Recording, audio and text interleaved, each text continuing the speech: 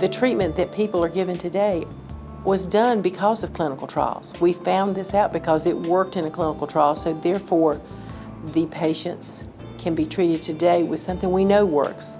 And it's always compared with the standard of care, which is what was done in a clinical trial, to what might be added to another clinical trial. It's not always about finding a new drug, but it's sometimes about improving the kind of care that we deliver. So from the time of diagnosis, which was an awareness for me, that clinical trials are offered from the time of diagnosis all the way through your cancer journey.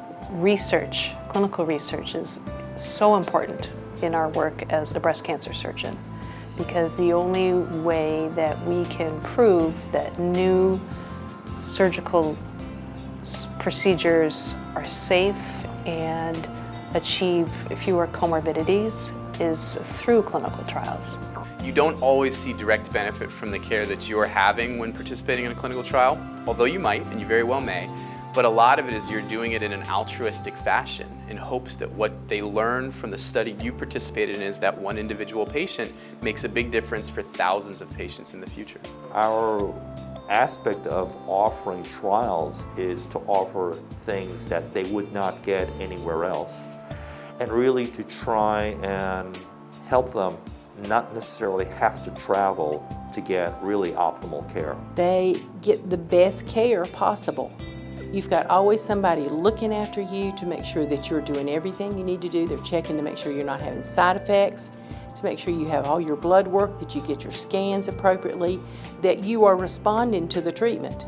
You do not fall through the crack at all. Well, if you think about breast cancer, and one of the things that happened during the course of my career was the development of the drug Herceptin, or trastuzumab, that is for HER2 positive cancer patients. That was a game changer for those patients. The greatest successes that we've seen are probably the current immunotherapy agents.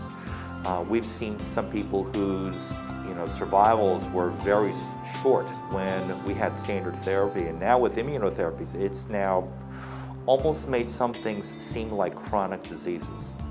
So diseases that would have killed patients within months to maybe a year or so, now we're seeing survivals even that is measurable in years, which we would never have thought of before.